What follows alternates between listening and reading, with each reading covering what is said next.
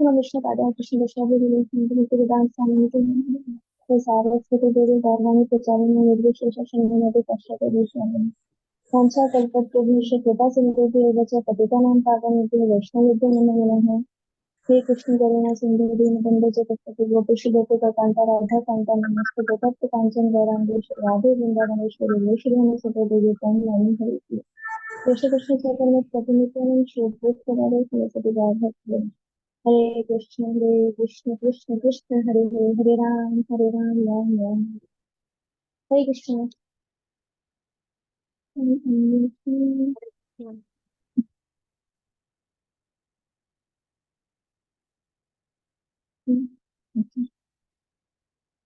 Okay, तो आज हमारा क्लास है उत्साह के ऊपर।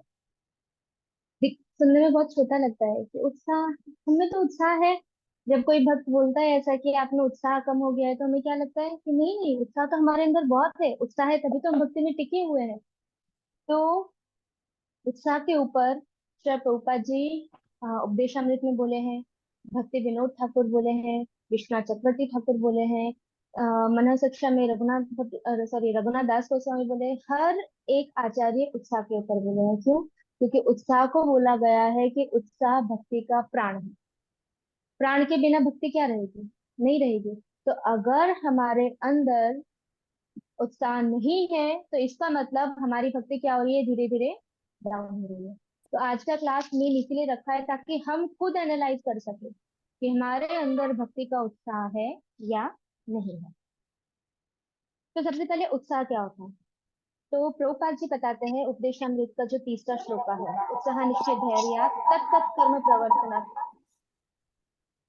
तो वो श्लोक में प्रभुपाद जी उत्साह के डेफिनेशन बताते हैं कि उत्साह क्या होता है। प्रभुपाद बोलते हैं कि कृष्ण भावनामृत में किया गया कार्य, कौन सा कार्य?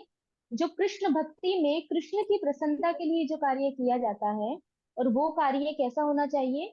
पूरे प्रयास के साथ और बुद्धि के साथ होना चाहिए।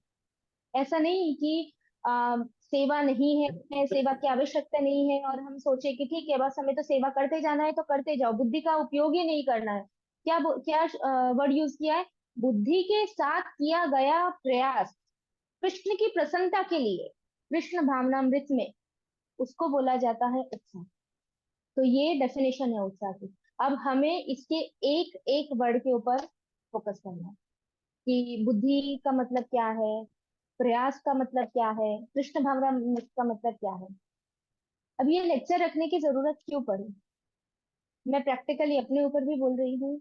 मैंने खुद एक्सपीरियंस किया है, रियलाइज किया है, बहुत सारे भक्तों ने ये चीज एक्सपीरियंस की है।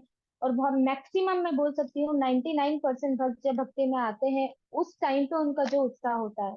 जब हम इस्कॉन में नए नए आते हैं तो हमारा क्या होता है कि हमें कोई भी सेवा दे दो, हमें ये सेवा करनी है वो सेवा करनी है, हम सोते भी नहीं है रात को। हम रात को 10-10 11-11 बजे सेवा से आएंगे, उसके बाद अगले दिन फिर से बोला जाए कि मॉर्निंग में सेवा है, हमें जप करना है, मंगला जाना है। स्टार्टिंग में हमारे अंदर इतना एंथुजियाज्म होता है, इतना उत्साह होता है कि हम उस टाइम पे ना बॉडी के बारे में सोचते हैं, ना हम अपनी मटेरियल चीजों के बारे में सोचते हैं। उस टाइम हमारा फोकस क्या है? ये सेवा मिली है, सेवा करना है, हम कितने भाग्यशाली है कि हमको सेवा मिली है, भक्तों की कृपा है, भगवान की कृपा है कि हमें सेवा मिल रही है। तो उस टाइम पे हमारी जो कॉन्शियसनेस होती है वो पूरी सेवा वाली और साधना वाली होती है, जब हम भक्ति में नए नए आते हैं। फिर क्या होता है? धीरे धीरे 1 साल, 2 साल, 2 साल के बाद धीरे धीरे क्या होता है? उत्साह कम हो जाता है। और फिर हम ठीक है कर लेंगे, कोई बात नहीं, आज नहीं किया तो क्या हुआ, कल सेवा कर लेंगे, कल नहीं किया तो सेवा थोड़ी कहीं जा रही है, हम थोड़ी भगवान की भक्ति छोड़ने वाले हैं, हम तो हमेशा भक्ति में रहने वाले हैं। तो सेवा तो हमें भविष्य में भी मिल जाएगी। हम थोड़ी, हमारी पर्सनल प्रॉब्लम से तो क्या करें, अभी हम सेवा नहीं कर पा रहे हैं, ऐसी सिचुएशन है। ये क्या है? उत्साह डाउन हो गया। तो धीरे धीरे जैसे जैसे भक्ति में आगे बढ़ते उत्साह डाउन हो जाता है। फिर एक टाइम ऐसा आता है कि उत्साह ना होने के कारण बहुत सारे भक्तों को देखा गया है, केवल और केवल एंथुजियाज्म ना होने के कारण भक्त भक्ति छोड़ देते हैं, वापस माया में चले जाते हैं। और जब जीव वापस माया में चला जाता है, उसके बाद उसको साल, 2 साल, 10 साल, 15 साल उसके निकल जाते हैं। और 15 साल निकलने के बाद उसे पता चलता है कि कितनी कृपा से उसको भक्ति मिली थी, और वो भक्ति का टेस्ट उसे 15 साल के बाद याद आता है। और जब वो 15 साल बाद फिर से कोशिश करता है कि चलो अब मैं फिर से वापस जाता हूँ भक्ति में, तब तक उसका शरीर जा चुका होता है, उसका मंदिर से कनेक्शन टूट चुका होता है, उसका भक्तों के साथ रिलेशन टूट चुका होता है। वो टेस्ट जो स्टार्टिंग में भगवान ने दिया था कि मैं तुमको टेस्ट दे रहा हूँ भक्ति का, ये टेस्ट तुम लो ताकि ये टेस्ट के सारे तुम भक्ति में ऊपर उठ सको, फिर वो जीव क्या करता है, वो टेस्ट को छोड़ देता है। अब 15 साल के बाद वो वापस आएगा तो भगवान देंगे उसको टेस्ट? नहीं देंगे। क्यों? क्योंकि तुम्हें दिया था और तुमने छोड़ दिया। तो फिर वो 15 साल के बाद आता है तो उसको वो, ना उसको वो टेस्ट आता है, ना उसको वो संग मिलता है, ना उसका वो लिंक बैठता है, और उसका जो उत्साह था जो स्टार्टिंग में था, और वो सारी एक्टिविटी वो फिर से करता है, तो भी उसको पहले की जितना जो आनंद भक्ति में आता था वो नहीं है। क्यों? क्योंकि स्टार्टिंग में उसका जो उत्साह था भक्ति का वो कम हो गया है। भक्ति में से निकलने का कारण ही है उत्साह ना हो। अगर आप में एंथुजियाज्म नहीं है तो आप भक्ति में नहीं टिक सकते। वो 110% है। भक्ति का प्राण है उत्साह। अगर आप में भक्ति में उत्साह नहीं है, आप लॉन्ग टर्म सेवा नहीं कर सकते, आप लॉन्ग टर्म साधना नहीं कर सकते, आप लॉन्ग टर्म भगवान से जुड़े नहीं रह सकते, आप लॉन्ग टर्म भक्तों के संग में नहीं रह सकते। उत्साह इतना जरूरी है। और अगर उत्साह नहीं है तो आपके पास कुछ भी नहीं बचा, धीरे धीरे धीरे धीरे करके सारी चीजें खत्म हो जाएगी, और आप अल्टीमेटली फिर ऐसे पॉइंट पे पहुंच जाओगे जहां जाके रियलाइज होगा मैंने पिछले 10 साल में क्या किया। भक्ति विनोद ठाकुर बोलते हैं कि अगर हमारी साधना स्ट्रांग है तो थोड़े ही टाइम में, थोड़ी ही साधना से, अगर मान लो आपने स्टार्टिंग में बहुत अच्छे से साधना की है, अपने प्रोपात ने जो दिया है पूरा फुल मॉर्निंग प्रोग्राम सब कुछ एकदम परफेक्टली फॉलो किया है, तो आप थोड़े ही टाइम में थोड़ी सी स्ट्रांग साधना से आप 6 महीने में भाव भक्ति पे पहुंच सकते हो। 6 महीने में। यहाँ 60 साल लग जाते हैं। अब 6 साल पहले का आप देखो, अभी 6 साल में हमने कितनी प्रगति की है। जिस हिसाब से अभी हमारी प्रगति हो रही है भक्ति में, इस हिसाब से तो हम भगवत धाम कब जाएंगे? 6 जन्मों तक भी नहीं जाएंगे। तो इसीलिए उत्साह जरूरी है। और भक्तों में ये होता ही है। हम नए नए आते हैं तो बहुत इंथुजियास्टिक रहते हैं, कोई हम सब भक्तों की सेवा करते हैं, सब कुछ करते हैं, धीरे धीरे धीरे धीरे धीरे क्या होता है, डाउट। और ये चीज मटेरियलिज्म में भी देखी गई है। लोग बाहर कितने उत्साह के साथ काम करते हैं, लोगों को पैसा चाहिए, पैसे के लिए लोग 24-24 घंटे गधों की तरह काम करते हैं कि ठीक है पैसा मिलेगा, पैसा मिलेगा। यार यहाँ आपको कृष्ण मिल रहे हैं, कृष्ण प्रेम मिल रहा है, तो भी हमारे अंदर उत्साह नहीं है। इसका मतलब क्या है? कि इसके कारण हमें आज देखना है कि क्यों उत्साह चला जाता है, और उत्साह कम होने के कारण क्या क्या है, और कैसे वो उत्साह को वापस ला सकते हैं। और अगर उत्साह वापस आ रहा है तो उसके लक्षण क्या है जिससे हमें पता चले कि हाँ अभी हमारे अंदर एंथुसियाज्म वापस आ रहा है। तो ये सारे पॉइंट हम लोग आज कवर करने वाले हैं। तो डेफिनेशन हो गई, परिभाषा, उत्साह की परिभाषा। कृष्ण भावनामृत में बुद्धि का यूज करके, इंटेलिजेंस का यूज करके जो कृष्ण की प्रसन्नता के लिए जो प्रयास किए जाते हैं उसको बोलते हैं उत्साह। अब उसके आगे है कि उत्साह भी गुण के अकॉर्डिंग अलग अलग देखे जाते हैं। जैसे तामसिक व्यक्ति अलग होता है, राजसिक व्यक्ति अलग होता है, और सात्विक व्यक्ति अलग होता है। तो तीनों प्रकार में किस सिचुएशन में वो व्यक्ति का उत्साह दिखता है वो उसके कैरेक्टर से पता चलता है। जैसे अगर कोई व्यक्ति तामसिक है, तामसिक व्यक्ति का मतलब क्या है? आलसी। पूरा दिन सोता रहेगा वो, उसको सोने में कभी आलस नहीं आएगा, उसको आराम करने में कोई आलस नहीं आएगा, उसको खाने पीने में कोई आलस नहीं आएगा, और वो पड़ा रहेगा पूरा दिन, चाहे वो भक्त भी क्यों ना हो। तामसिक भक्त होते हैं, ऐसा नहीं है कि नहीं होते, बहुत सारे भक्त तामसिक होते हैं। तो उसको ये सारी चीजों में आनंद आएगा, और उसको उत्साह क्या देगा? वो सबसे ज्यादा उत्साहित कब होगा? जब वो सुनेगा कि अरे यहाँ किसी की निंदा हो रही है, यहाँ किसी की बुराई हो रही है, तो उसके कान वहां पे चले जाएंगे।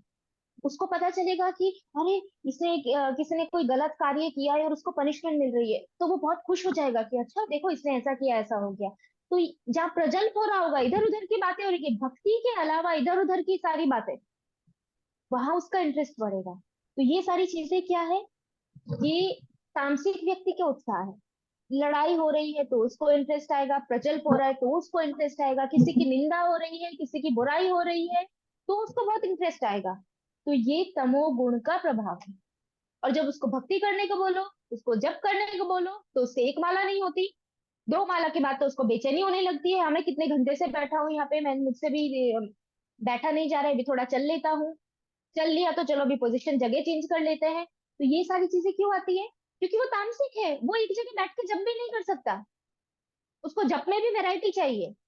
वन सिटिंग में 16 माला तो दूर की बात है, ऐसा व्यक्ति एक राउंड भी नहीं कर सकता एक जगह बैठ के। तो ऐसे व्यक्ति को क्या बोला गया है? तामसिक व्यक्ति। और उनमें वो तामसिक, उनका उत्साह ऐसी जगह पे दिखता है। बहुत सारे भक्त होते हैं, किसी की बुराई हो रही है तो सुनने आ जाते हैं, अच्छा अच्छा क्या कहा किसके बारे में, अच्छा ऐसा हुआ। ये सब गुण होते हैं तामसिक भक्त के। दूसरा आता है राजसिक। राजसिक भक्त वो है, वो उत्साह क्यों दिखाएगा? उसका उत्साह दिखता है जब उसको किसी सेवा में से कोई फल मिलने वाला हो। जैसे आ, वो मंगला नहीं आएगा, लेकिन मंगला में जिस दिन पता हो कि अरे आज तो मुझे गाना है, तो वो सुबह सुबह सबसे पहले आ जाएगा। क्यों? क्योंकि आज उसकी प्रतिष्ठा बढ़ने वाली है ना, आज उसको मंगला आरती में गाने का मौका मिला है। वो दूसरों के लेक्चर में नहीं जाएगा, उसको खुद को लेक्चर देना हो तो वो सबसे पहले चला जाएगा, क्योंकि उसकी प्रतिष्ठा बढ़ने वाली है। वो कोई सेवा करेगा तो उसको पता है ये सेवा के बाद उसको महाप्रसाद मिलने वाला है, तो वो सेवा करेगा। तो उसको उत्साह क्या देता है? उसकी प्रतिष्ठा, उसकी प्रतिष्ठा, उसका मान सम्मान उसको उत्साह देता है। सेवा के पीछे भी उसका उद्देश्य क्या है? कि ये सेवा करने के बाद लोग मेरा सम्मान करेंगे, लोग कहेंगे वाह वाह वाह, तुमने तो कितनी अच्छी सेवा की है, तुम तो बहुत सेवा भावी हो, तुम ऐसे ही सेवा करते रहो, और हमें तुमसे सीखना चाहिए कि सेवा कैसे करनी चाहिए। ये सुनने के लिए कि वो ये सारी चीजें सुन सके, इसके लिए वो सेवा करता है। उसको कोई, जब उसकी सेवा में उसको फल मिलना बंद हो जाएगा, लोग उसकी तारीफ नहीं करेंगे, उसको प्रसाद नहीं मिलेगा, उसके बाद उसको कहीं ऐसे मौके नहीं मिलेंगे जहां उसकी प्रतिष्ठा बढ़ सके, और उस ऐसे व्यक्ति को बोला जाए जाओ तुम मंदिर के बाहर जाके झाड़ू लगाओ। लेक्चर तुमको नहीं देना है, तुमको मंदिर के बाहर जाके झाड़ू लगाना है। और उसको पता है झाड़ू लगाने वाले को कौन बोलेगा? जो बाहर मंदिर के बाहर झाड़ू लगा रहा है उसको थोड़ी कोई बोलेगा वाह वाह तुमने बहुत अच्छी सेवा की, बहुत अच्छी सेवा की, कोई नहीं बोलेगा। तो वो जीव ऐसे, वो भक्त जो ऐसे राजसिक गुणों में है, वो ये सेवा करेगा ही नहीं। और उसका उत्साह क्या होगा? धीरे धीरे डाउन हो जाएगा। क्यों? क्योंकि उसको जो चाहिए वो मिल नहीं रहा, उसको मान सम्मान नहीं मिल रहा, उसको फल नहीं मिल रहा। तो ऐसे जो व्यक्ति होते हैं वो राजसिक व्यक्ति होते हैं। हम सब उसमें ही आते हैं, तामसिक में भी आते हैं, राजसिक में भी आते हैं। फिर उसके बाद आता है सात्विक। सात्विक जो भक्त है वो क्या करेगा? वो सेवा करेगा, साधना करेगा, और उसका उद्देश्य क्या है? कि ये सब कुछ करने से क्या होगा? मेरा शुद्धिकरण होगा। वो भगवान की सेवा क्यों करेगा? कि मैं भगवान का दास हूँ, तो मेरा कर्तव्य है। वो हर एक सेवा अपने कर्तव्य के रूप में करेगा। वो घर की ड्यूटीज भी करेगा, वो मंदिर की ड्यूटीज भी करेगा, सब करेगा, लेकिन एक कर्तव्य के लिए, कि मैं जीव हूँ और मेरा कर्तव्य है भगवान की सेवा करना, इसलिए ये कर्तव्य का मुझे पालन करना है। और मैं ये कर्तव्य का पालन करूंगा तो क्या होगा? मेरा शुद्धिकरण होगा, मेरे जो अनर्थ है वो निकलेंगे। तो ये भाव से वो जीव सारी के सारी सेवा करता है। तो उसको बोला जाता है कि वो भक्त कौन सी कैटेगरी में आ गया? सात्विक कैटेगरी में। उसको उत्साह क्या देता है? उसके जो अनर्थ निकलते हैं, उसका जो शुद्धिकरण होता है, वो शुद्धिकरण उसको उत्साह देता है। इसके बाद चौथा आता है शुद्ध सात्विक। भक्त शुद्ध सत्व गुण में कब सेवा करता है? तो जब जीव या जब कोई भी भक्त केवल और केवल भगवान कृष्ण की प्रसन्नता के लिए सेवा करता है, केवल और केवल भगवान श्री कृष्ण की प्रसन्नता के लिए साधना करता है, उसको कुछ नहीं है, मेरा शुद्धिकरण की उसको कोई टेंशन नहीं है, अनर्थों की उसको कोई टेंशन नहीं, कुछ नहीं। उसका उद्देश्य है सिर्फ और सिर्फ भगवान की सेवा कर, भगवान की प्रसन्नता, बस। कृष्ण प्रसन्न होने चाहिए, गुरु प्रसन्न होने चाहिए, कृष्ण प्रसन्न होने चाहिए। बाकी जिसको जो मुझे बोलना है बोले, कोई फर्क नहीं पड़ता। तो ये जो भक्त है वो शुद्ध सत्व गुण में होता है। और उसका लक्षण क्या है? अब हमें अंदर से बहुत सारे अभी सोच रहे होंगे, हाँ हम तो सतोगुण में करते हैं, ये तो हम शुद्ध सतोगुण में करते हैं, किसी ने भी शायद अपने आप को तमोगुण या रजोगुण में तो इंक्लूड नहीं किया होगा।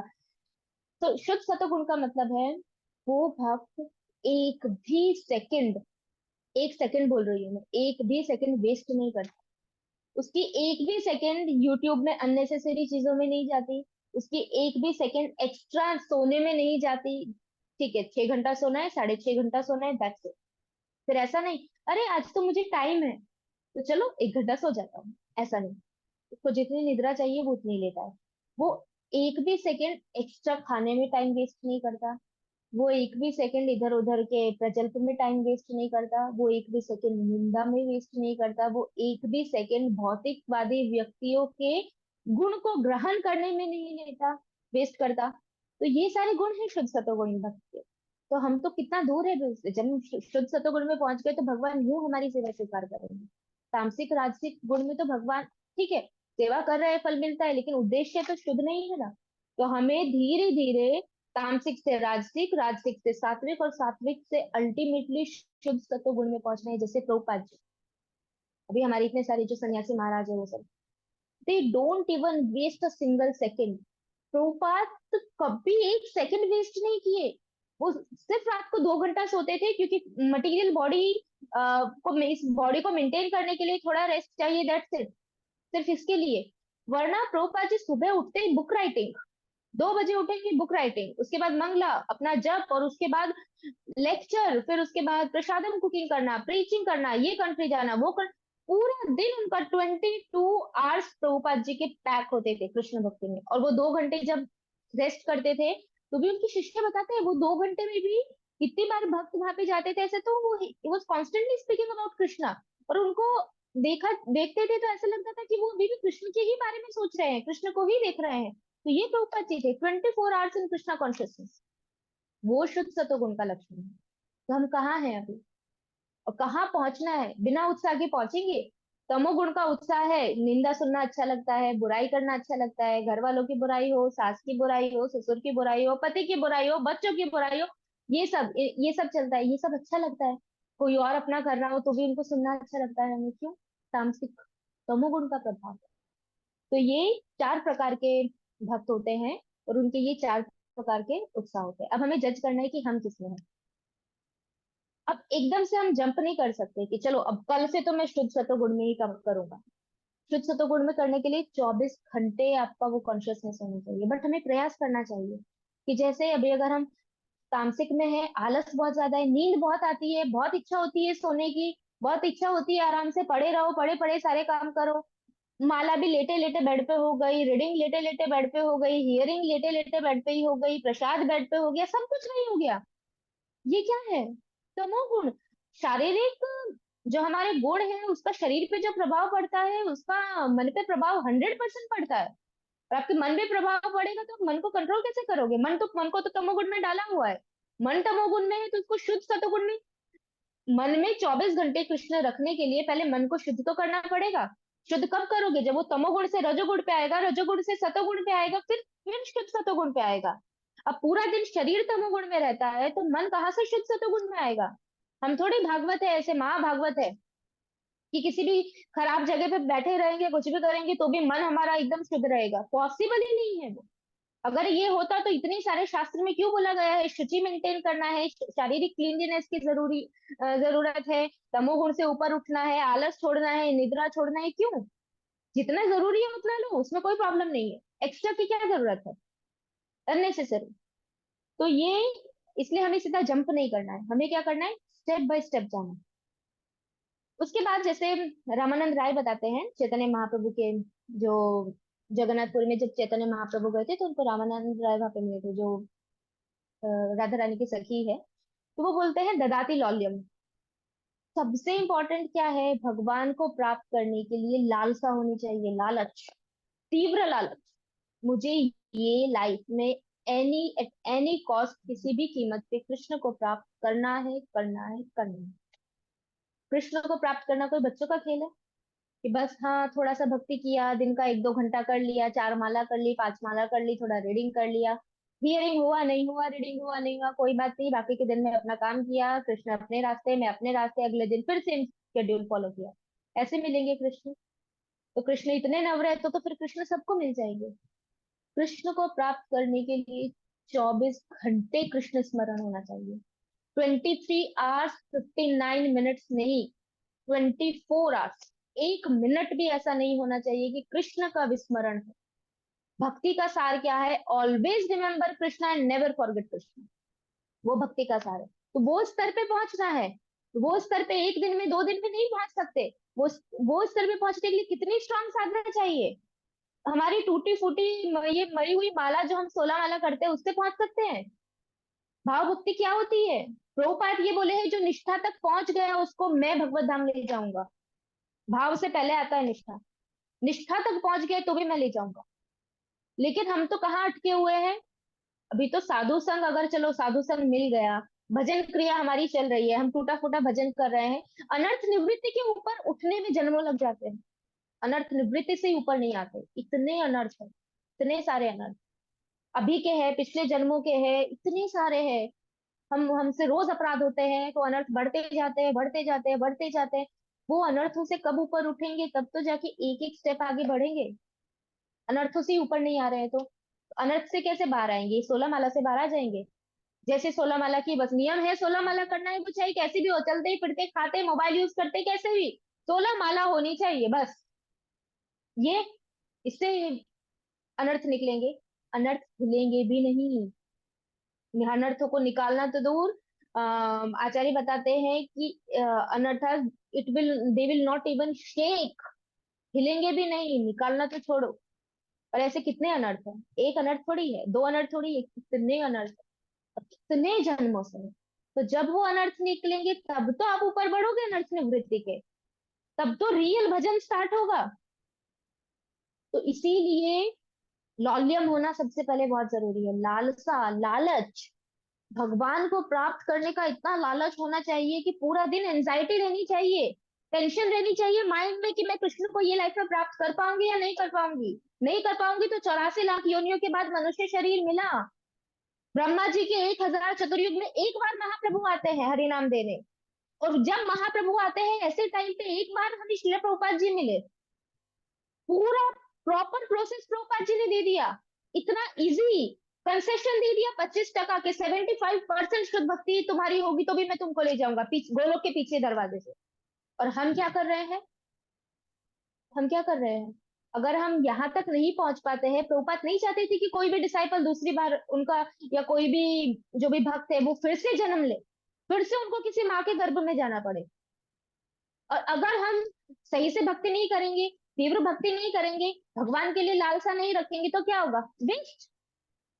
जो मौका मिला है, इतनी फेवरेबल सिचुएशन मिली है, वो चली जाएगी। अब कलयुग का प्रभाव तो बढ़ेगा, अगला जन्म लोगे तब क्या पता कहाँ जाओगे, कहाँ उस टाइम कितना कलयुग का प्रभाव बढ़ चुका होगा।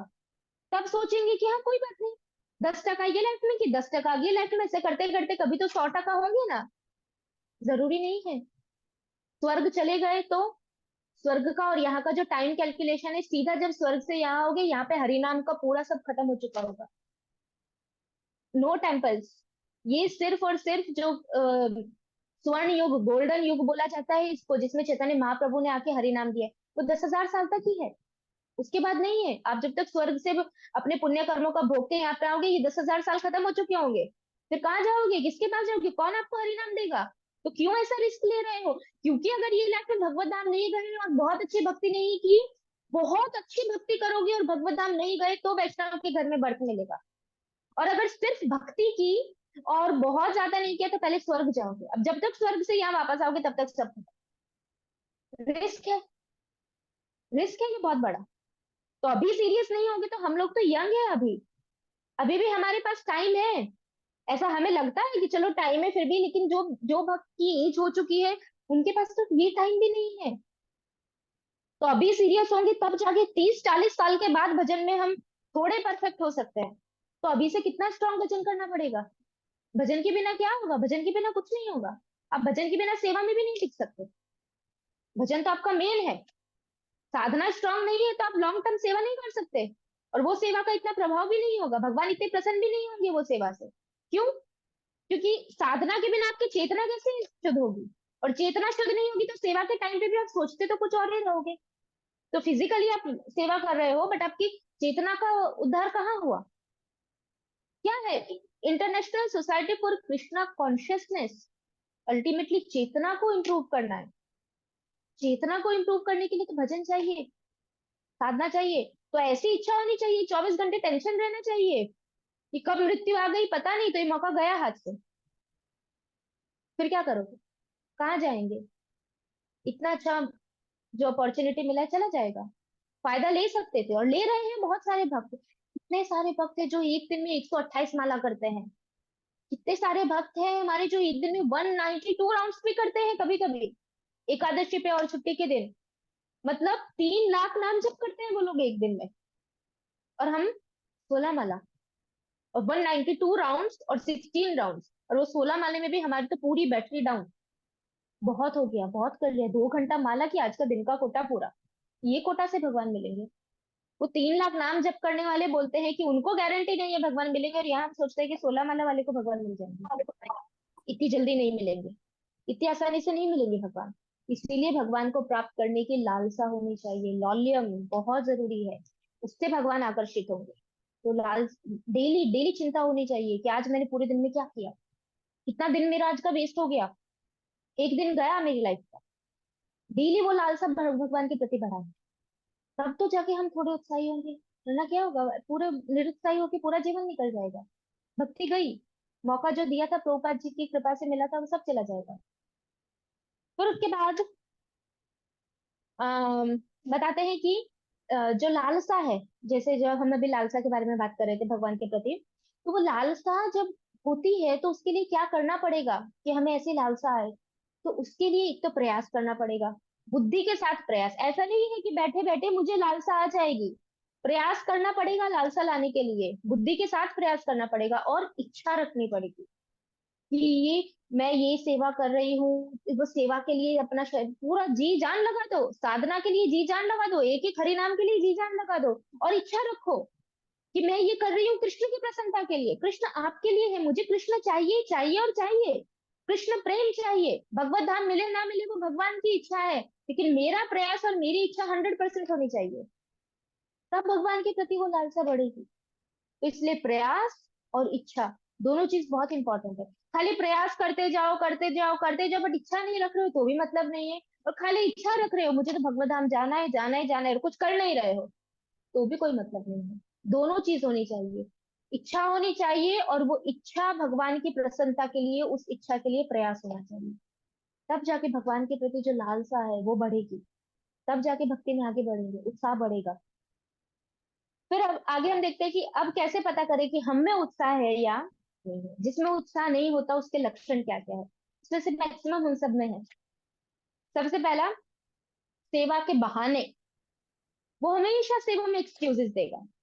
मुझे ये काम है, मेरे घर पे ये काम है, मुझे ऑफिस में ये काम है, अभी आज नहीं करूंगा कल कर लूंगा, आज आप कर लेना कल मैं कर लूंगी, या तो फिर अभी मेरी ये सिचुएशन है, अभी मुझे मेरा शरीर साथ नहीं दे रहा है, अभी मेरा मन साथ नहीं दे रहा है, अभी मेरे पति साथ नहीं दे रहे हैं, अभी मेरे सास ससुर साथ नहीं दे रहे हैं, मेरे ऑफिस का ये इशू आ रहा है, बहाने, एक्सक्यूजेस।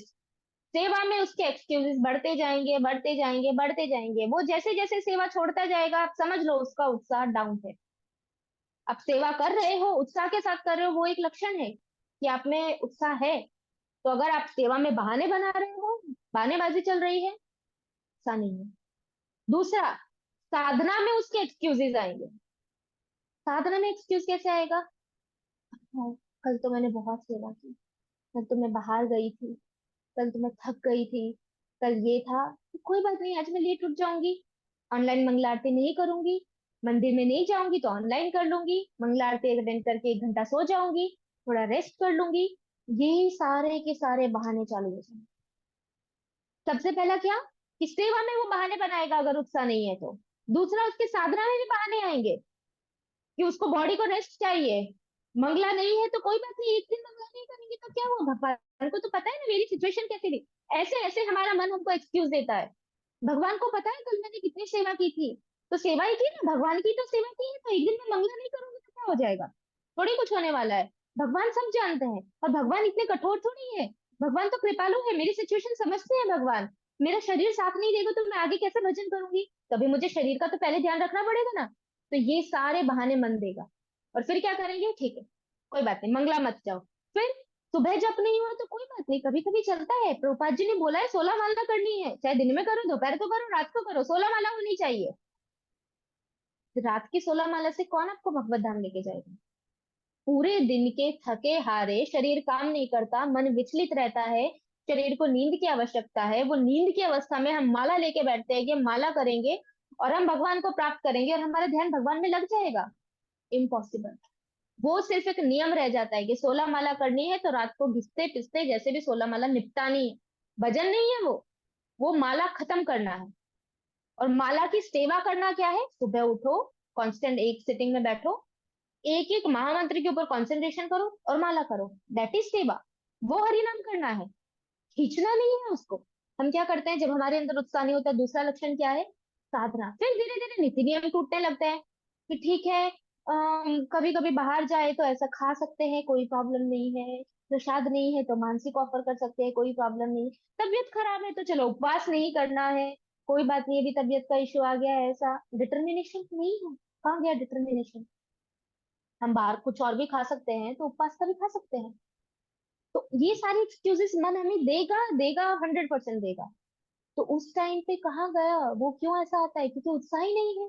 उत्साही व्यक्ति कुछ भी कर सकता है। उत्साही व्यक्ति बीमारी की कंडीशन में भी भगवान की सेवा कर सकता है। उत्साही व्यक्ति बीमारी बीमारी की कंडीशन में भी अपनी साधना मेंटेन कर सकता है।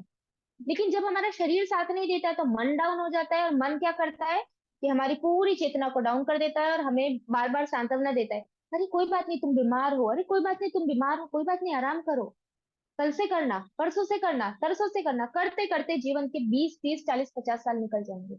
और तब पता चलेगा कि मुझे कब मैं 50 साल पहले भक्ति में आई थी और अभी क्या किया। अभी तक भी हम क्या कर रहे हैं? घास काट रहे हैं, कुछ नहीं किया, 1 इंच आगे नहीं बढ़े। और बढ़ते हैं तो फिर पीछे, फिर भक्ति में ऊपर बढ़ते हैं, फिर पीछे। तो बस यही चल रहा है, आगे पीछे आगे पीछे, भक्ति में आगे बढ़े ही नहीं। तो ये दूसरा रीजन है उत्साह का, कि आप साधना में डाउन हो जाओगे। और साधना में दूसरा एक और चीज ऐसा है, नींद आना। बहुत सारे लोगों को जब में नींद आती है, फिर अभी आप उनके साथ बैठो, बात करो, सुबह ब्रह्म मुहूर्त में, कोई प्रॉब्लम नहीं है।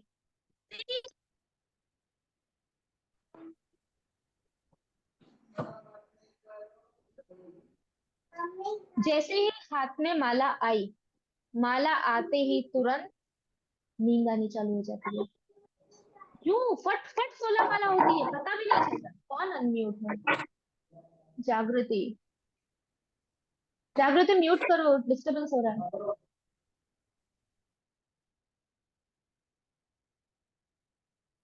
हाँ। तो 16 माला ऐसे फट फट 16 माला होती है, क्यों? क्योंकि नींद में होती है सारी माला, आंख बंद के ऐसे ऐसे बीट्स ऐसे घूमते हैं स्पीड से। 2 घंटे बाद आंख खुलती है, अच्छा 2 घंटे हो गए और माला भी हो गई, आज की 16 माला पूरी। ये आपको भगवत धाम ले जाएगा। ऐसी माला आपको क्या साक्षात्कार देगी? ऐसे माला से आप कब रियलाइज कर पाओगे कि हरि नाम साक्षात कृष्ण है? क्यों? क्योंकि पूरी माला तो नींद में गई है। तो जब नींद आ रही है, उसके बाद एक माला हम एक जगह बैठ के नहीं कर पा रहे हैं, ये क्या है? आप में उत्साह नहीं है। जिस जीव में उत्साह है उसको अगर नींद आ रही है तो वो तुरंत लड़ेगा, जाएगा, मुंह धोएगा, वॉक करेगा, फिर कंसंट्रेशन के साथ माला करेगा। और जो ठीक है, नींद आई है, कोई बात नहीं, तो सो जाते हैं, क्या प्रॉब्लम है, माला तो हो रही है। तो ये क्या है? आप में उत्साह नहीं है। और ऐसा हरिनाम कुछ काम नहीं करेगा। तीसरा लक्षण उत्साह ना होने का, उसको कोई साक्षात्कार नहीं होंगे। भगवान हमारे साथ साक्षात्कार करते हैं ना, भगवान की सेवा करते हैं, साधना करते हैं, तो भगवान हमारे साथ रेसिप्रोकेट करते हैं। तो वो रेसिप्रोकेशन हमें भक्ति में टिकाए रखता है कि हाँ देखो, मैंने ऐसी सेवा की थी, उस टाइम ऐसा किया था, तो भगवान ने मेरी इच्छा पूरी की। भगवान ने मुझे वो सेवा दी, मेरी बहुत इच्छा थी वो वाली सेवा करने की, भगवान ने मुझे वो सेवा दी। मेरी इच्छा थी ये भक्त को मिलने की, भक्त से वो करने की, तो मुझे भगवान ने वो भक्त से मिलवाया। कभी कभी प्रसाद की इच्छा होती है, तुरंत भगवान प्रसाद दे देते हैं। ये सारी चीजें क्यों होती है? भगवान हमारे साथ आदान प्रदान कर रहे हैं। लेकिन जो व्यक्ति उत्साही नहीं है उसे कहेगा, अरे कहाँ मुझे, मेरे से कोई आत्म साक्षात्कार नहीं होते, कुछ नहीं होता, भगवान कुछ नहीं करते, मैं तो बस कर रहा हूँ, माला करनी है, ये करना है, कोई मेरी लाइफ में रियलाइजेशन नहीं, तो कहाँ से होंगे? तुम उत्साही नहीं हो भक्ति में, साधना में, सेवा में, तो भगवान कैसे तुम्हारे साथ साक्षात्कार करेंगे? तो अगर किसी के लाइफ में बिल्कुल रियलाइजेशन नहीं हो रहे हैं, it means he is not उत्साही, वो बिल्कुल एंथुजियास्टिक नहीं है। तो एंथुजियाज्म तुम बढ़ाओगे तो रियलाइजेशन भगवान देते हैं, ताकि उत्साह, उसका उत्साह बना रहे। और अगर वो दूसरे सब कारणों से अगर अपने उत्साह को डाउन कर देते हैं तो उसके लाइफ के रियलाइजेशन कम हो जाएंगे। भगवान जो आदान प्रदान करते हैं वो सब कम हो जाएगा, और फिर उसको सब बेकार है, अरे करो तो भी क्या प्रॉब्लम है, नहीं करो तो भी क्या प्रॉब्लम है, अपने को तो माला करना है बस, 4 नियम का पालन करना है, माला करनी है, दैट्स इट। और ज्यादा करने की क्या जरूरत है, बस वो ये पॉइंट पे आकर रुक जाएगा। तो इसका मतलब उसका उत्साह गया। उसके बाद जो उत्साही व्यक्ति है वो कभी भी अपना टाइम वेस्ट नहीं करेगा। अब हम देखो, हम दिन में 24 घंटे में से कितना टाइम हमारा वेस्ट होता है, चाहे मोबाइल में, वीडियो में, ऑडियो में, इंस्टा पे, फेसबुक पे, प्रजल्प में, इधर की बात उधर की बात, जिसका कोई लेना देना नहीं है। जो लोग जॉब करते हैं, कॉलेज जाते हैं, ठीक है, जितने टाइम उनको वहां फोकस करना है, दैट्स इट। उस टाइम पे भी मन में तो कृष्ण ही होना चाहिए। उस टाइम पे भी प्रयास हमें प्रैक्टिस करनी चाहिए कि मटेरियल वर्क करते करते भी मन में तो कृष्ण ही होने चाहिए। तो इस तरीके से आपका भगवान के साथ लिंक नहीं टूटेगा। वरना आप सुबह 2 घंटा भगवान को याद कर रहे हो और दिन के 10 घंटे अपने काम में इतने बिजी हो गए कि कृष्ण का स्मरण ही नहीं है, तो क्या भक्ति है ये? इतना तो सब लोग करते हैं। तो इतनी भक्ति थोड़ी भगवत धाम ले जाएगी। भगवत धाम के लिए तो 24 घंटे कृष्ण का स्मरण चाहिए। तो उसकी प्रैक्टिस अभी से करनी पड़ेगी। अभी प्रैक्टिस करोगे तब तो जाके कभी वो स्टेज आएगी कि 24 घंटे भगवान का स्मरण रह सकता है। तो जो जिस भक्त में उत्साह नहीं है वो टाइम वेस्ट करेगा। क्यों? क्योंकि भक्ति में उसे कुछ मिल नहीं रहा है। तो वो ना इधर का ना उधर का, तो वो क्या करेगा? बस टाइम पास करेगा। प्रोजेक्ट में उसको इंटरेस्ट आएगा, निंदा में उसको इंटरेस्ट आएगा, तो ऐसे जगह उसका टाइम जाएगा। इतने टाइम में वो भगवान का भजन कर सकता है, पर उत्साह ही नहीं है उसमें। तो बिना उत्साह के क्या करेगा वो? तो ऐसे लोग टाइम वेस्ट करते हैं। उसके बाद उसे हर चीज नकारना बहुत अच्छा लग जाता है कि ठीक है चल रहा है। क्यों? और उसको किसी चीज में टेस्ट नहीं आता, आनंद नहीं आता। जैसे जप कर रहे हैं तो कोई आनंद नहीं, भगवान की सेवा कर रहे हैं तो कोई आनंद नहीं। एक एक बोझ की तरह वो करता है, उसके लिए सब चीजें बोझ हो जाती है। सेवा, अरे हाजी सेवा भी करनी पड़ेगी, टाइम नहीं है मेरे पास, मेरा इतनी तबीयत खराब है, मुझे तो कॉलेज जाना है, मुझे ऑफिस जाना है, और अभी ये सेवा आ गई है, मैं क्या करूं? और ऐसे रोते रोते वो सेवा करेगा, रोते रोते वो साधना करेगा, रोते रोते उसका नियम है रीडिंग हियरिंग करना। अरे यार अभी तो मेरा रीडिंग भी बाकी है, चलो रीडिंग कर ले। ये उसका है। उत्साह ही नहीं है कि मुझे रीडिंग करना है, भगवान के बारे में जानना है, अपनी भक्ति बढ़ानी है। ये उसको नहीं होगा। नियम है करना है, ठीक है बस। इस भाव से इसका मतलब कि वो व्यक्ति क्या करेगा? हर चीज को नकारता रहेगा और उसको किसी भी चीज में टेस्ट ही नहीं आएगा, उसका पूरा टेस्ट चला जाएगा। इसका मतलब उत्साह उसका चला गया। उसके बाद नेक्स्ट लक्षण क्या है? कि उसको आध्यात्मिक जो जिम्मेदारियां हैं उससे ज्यादा उसकी रुचि भौतिक जिम्मेदारियां पूरी करने में लग जाएगी। आध्यात्मिक जिम्मेदारी क्या है आपकी? रोज सुबह उठ के जप करो, मंगला आरती अटेंड करो, भक्तों का संग करो, मंदिर में सेवा करो, नहीं कर सकते तो घर पर रीडिंग करो, हियरिंग करो। ये स्पिरिचुअल रिस्पॉन्सिबिलिटीज है, जो मेन है, प्राइमरी रिस्पॉन्सिबिलिटी। और फिर फैमिली रिस्पॉन्सिबिलिटीज आती है सेकेंडरी। तो मटी उसके लिए क्या हो जाएगा? जो व्यक्ति भक्ति में बिल्कुल उत्साही नहीं है उसके लिए मटेरियल रिस्पॉन्सिबिलिटी प्रायोरिटी बन जाएगी और स्पिरिचुअल रिस्पॉन्सिबिलिटी सेकेंडरी।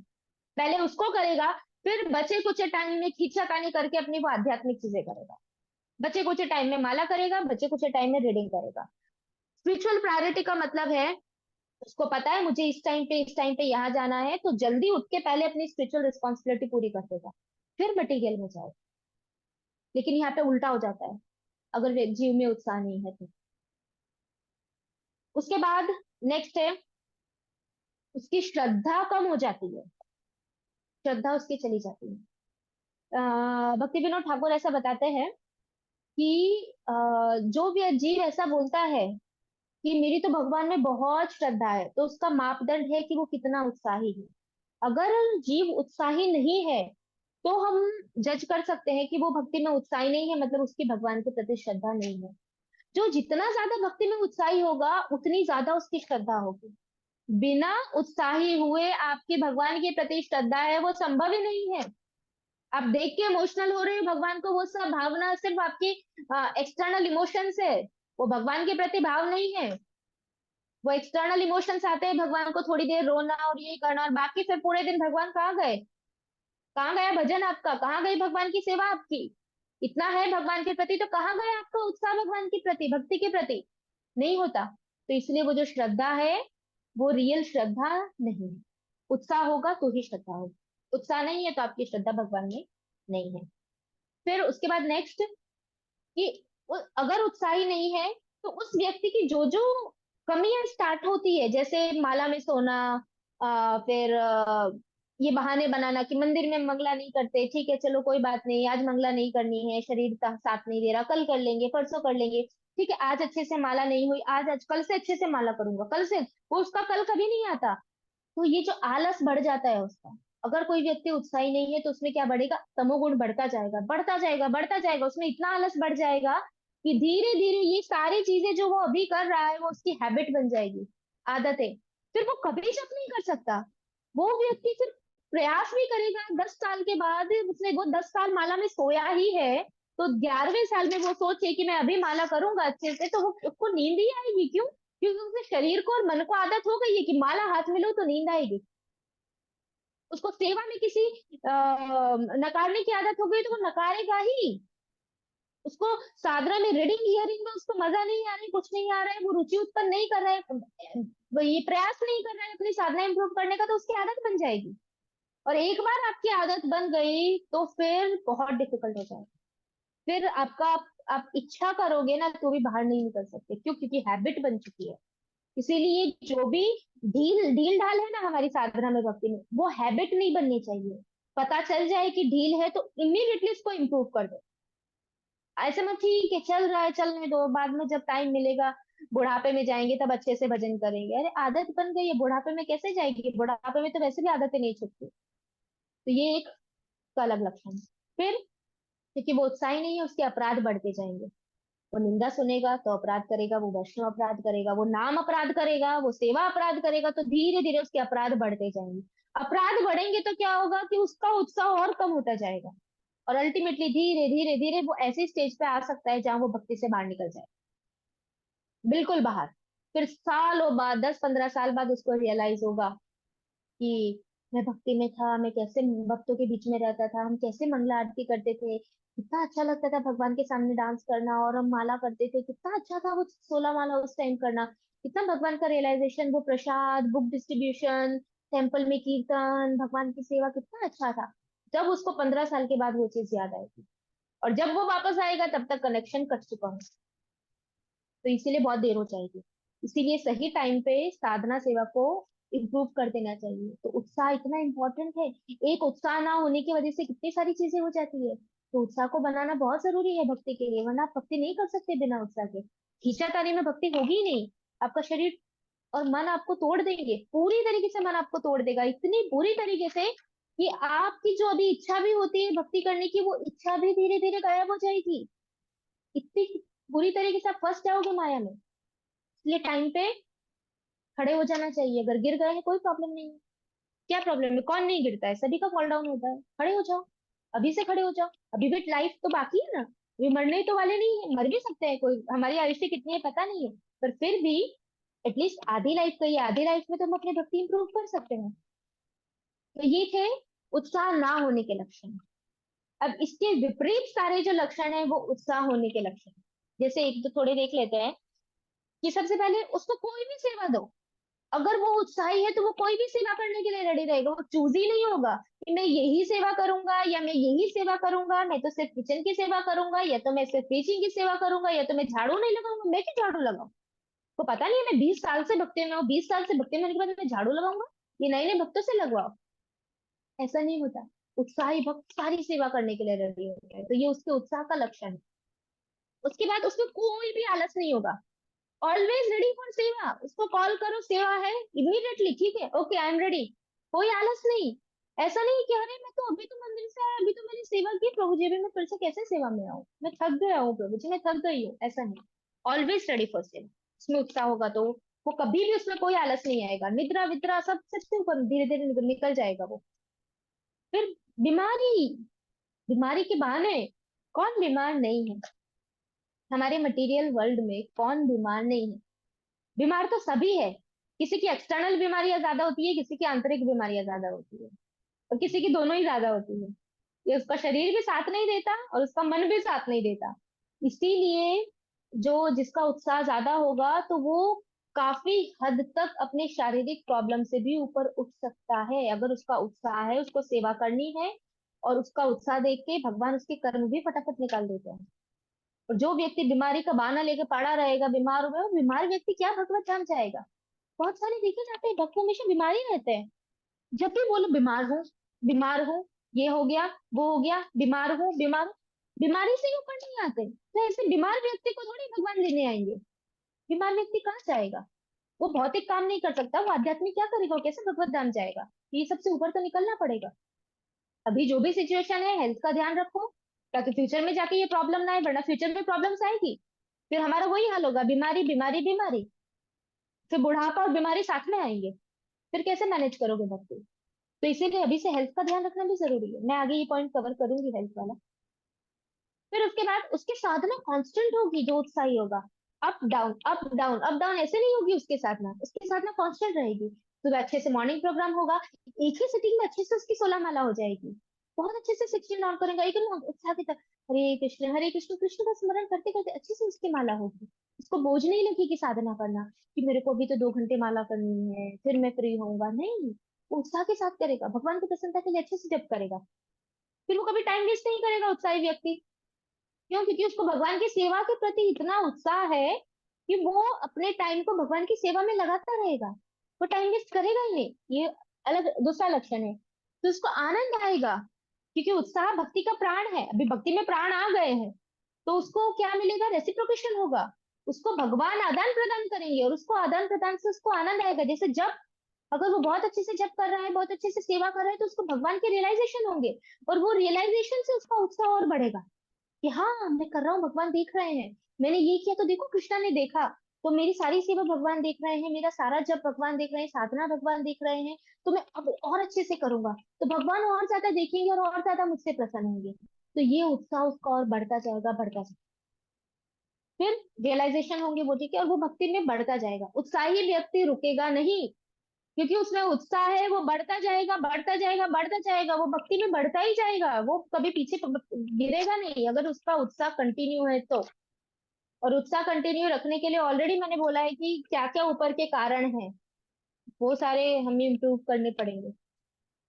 अब उत्साह कैसे लेके आए, इंपॉर्टेंट क्वेश्चन हमारे लिए कि ठीक है चलो हमें पता चल गया हम तो बिल्कुल उत्साही नहीं है हम उत्साही नहीं है, हम आलसी है, हमें माला में नींद आती है, हमें जब करना ज्यादा अच्छा नहीं लगता, सब बोरिंग लगता है, ड्यूटी जैसा लगता है, तो भी इससे बाहर कैसे आए? इसके लिए बहुत सारे कुछ पॉइंट्स हैं।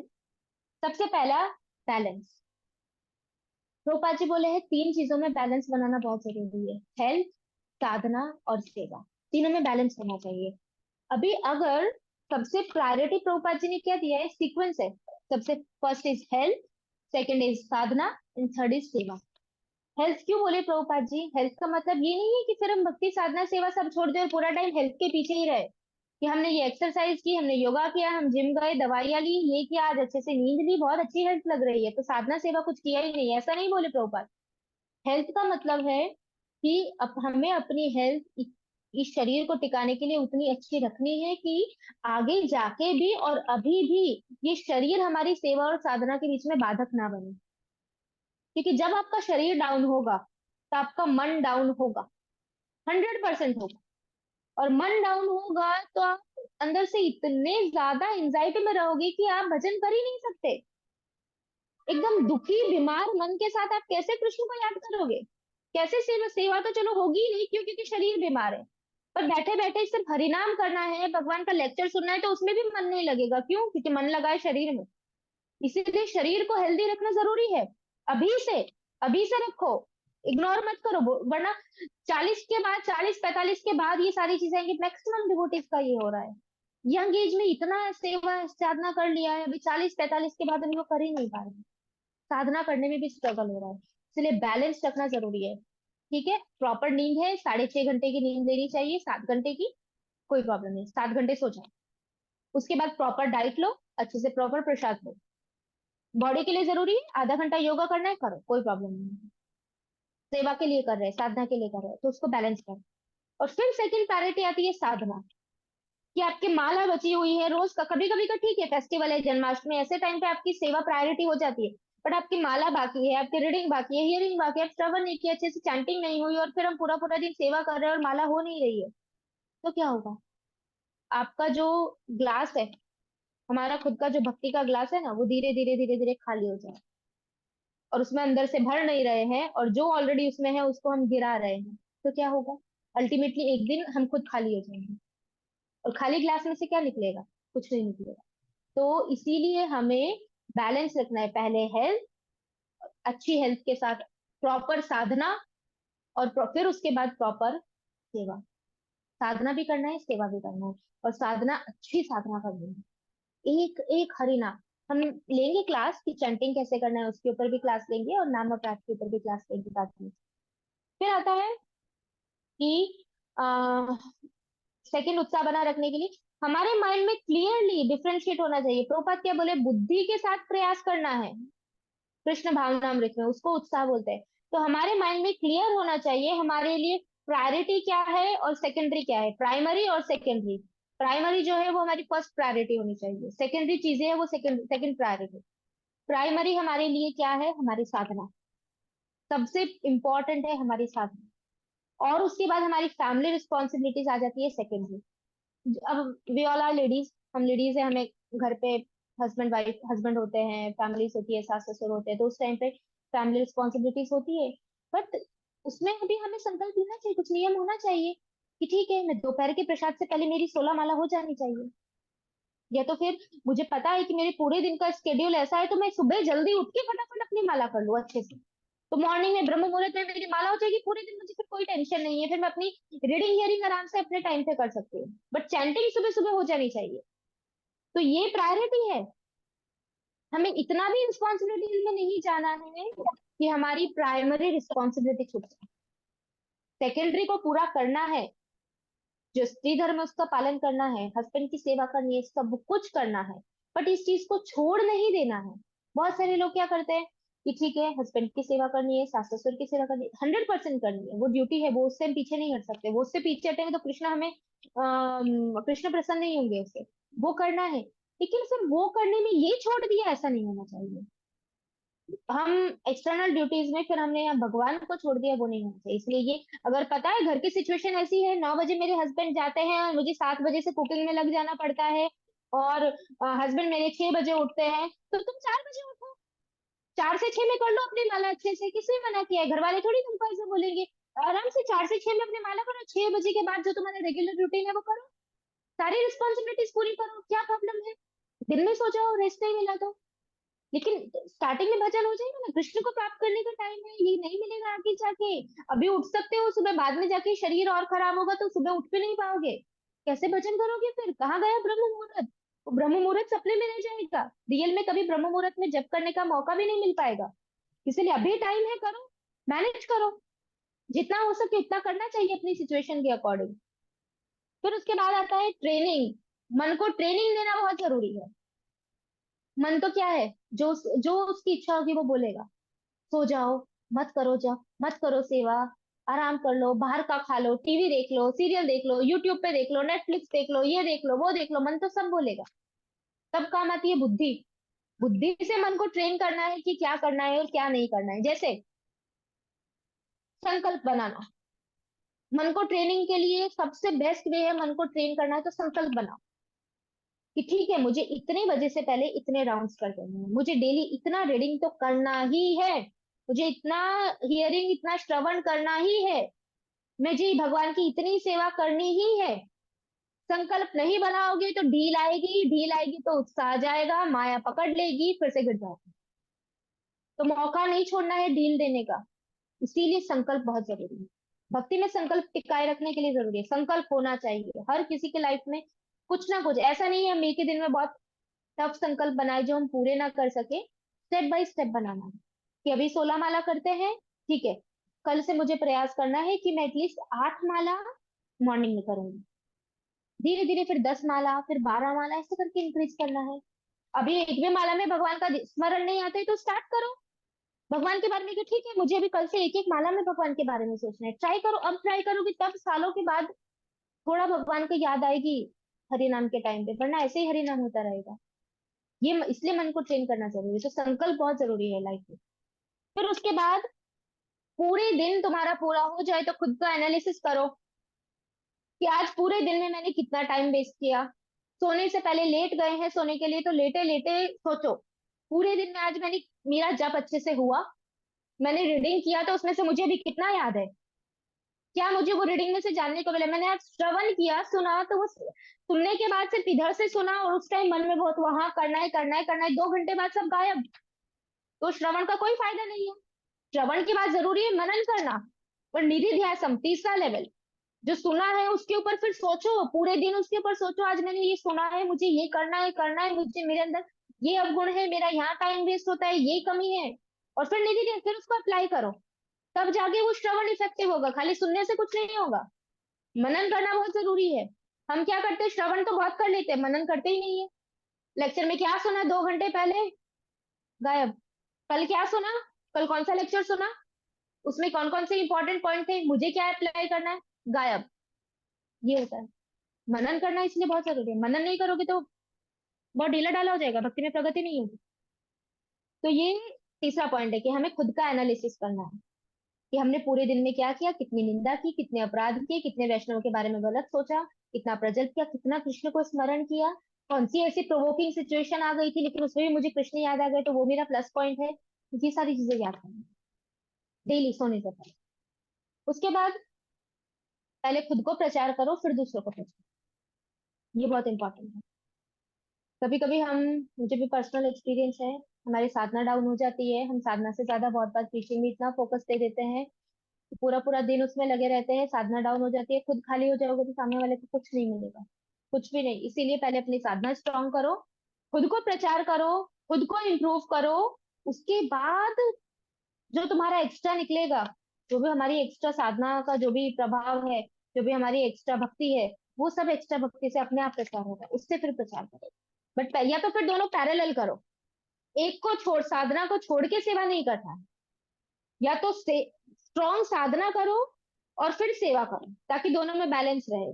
और अगर नहीं कर पा रहे हैं और लग रहा है कि बहुत सेवा में जा रहे हैं तो भजन डाउन हो रहा है, तो थोड़ी टाइम सेवा छोड़ो, भजन करो, साधना इंप्रूव करो, अच्छे से स्ट्रांग हो जाओ, फिर जाओ, फिर भजन करो।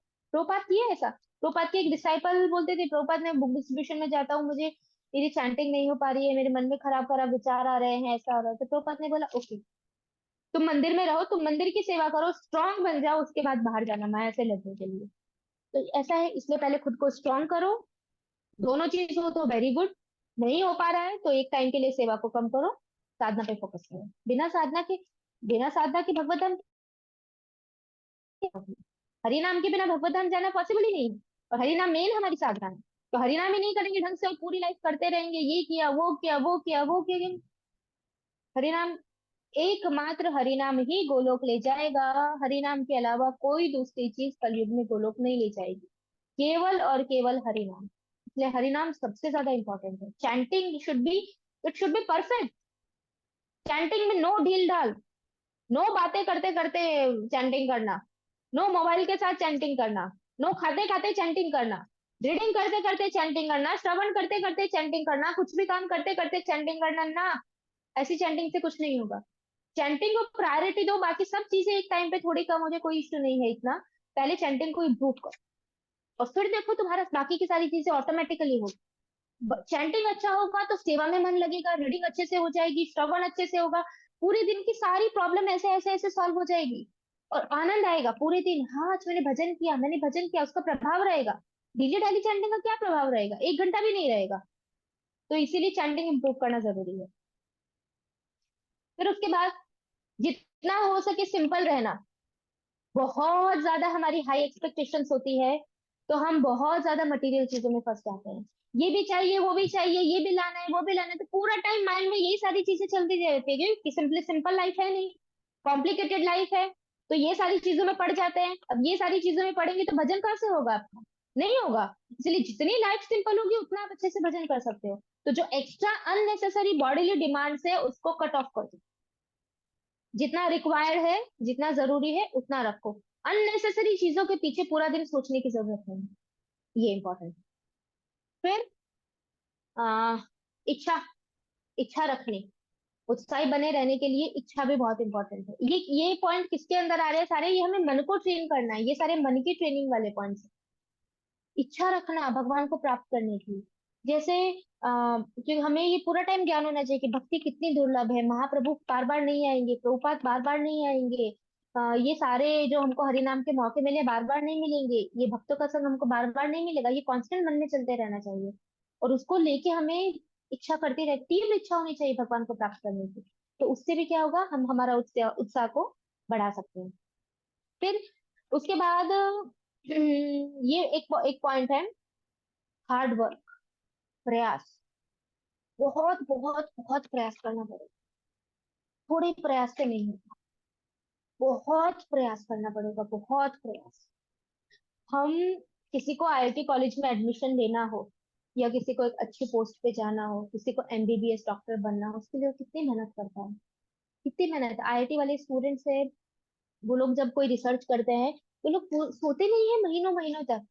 वो अपना वर्क करेंगे, 15 मिनट का नैप लेंगे, फ्रेश हो जाएंगे, फिर से काम करेंगे, फिर 15 मिनट का नैप लेंगे, थक जाएंगे तो फिर करेंगे। और हम क्या करते हैं? हमारा कितना प्रयास है कृष्ण के लिए? कृष्ण के लिए कर रहे हैं ना हम प्रयास, अपने अपने लिए या किसी कोई भौतिक चीज प्राप्त करने के लिए, कोई नाशवान चीज प्राप्त करने के लिए तो नहीं कर रहे हैं। परमानेंटली भगवत धाम जाने के लिए प्रयास है ये।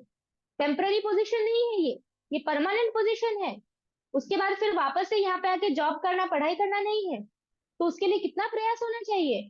तो सोचो, वो प्रयास कर रहे हैं। जितना प्रयास हम मटेरियल लाइफ में कर रहे हैं, क्या उतना प्रयास हम भक्ति में कर रहे हैं? अगर नहीं कर रहे हैं तो बहुत खराब बात है।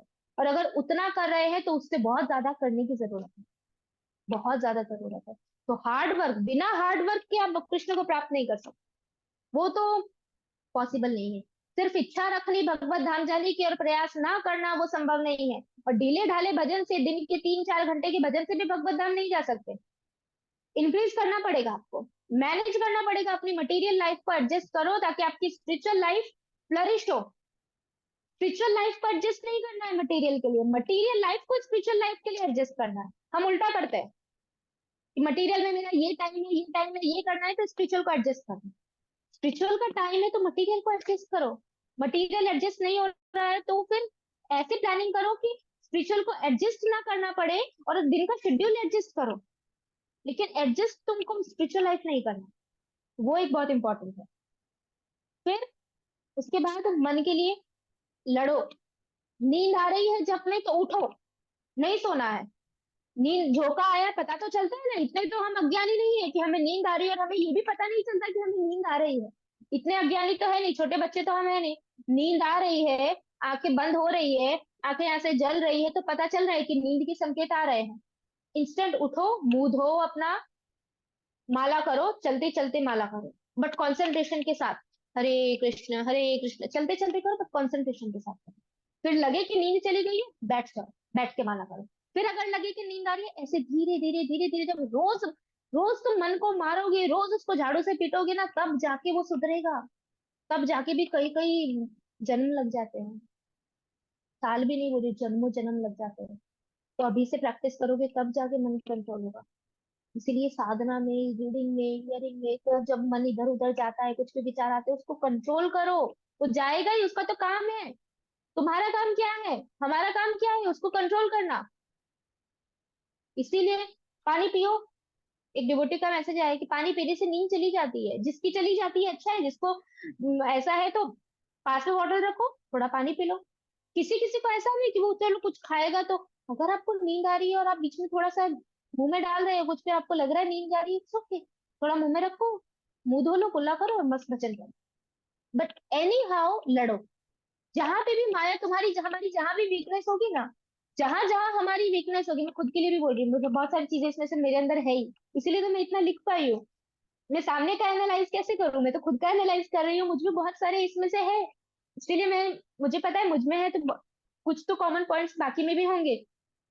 तो सोचो कि जैसे ही नींद आए, ये कुछ भी हो, जहां पे भी ढील लगे, कि जैसे ही ढील होगी माया पकड़ी।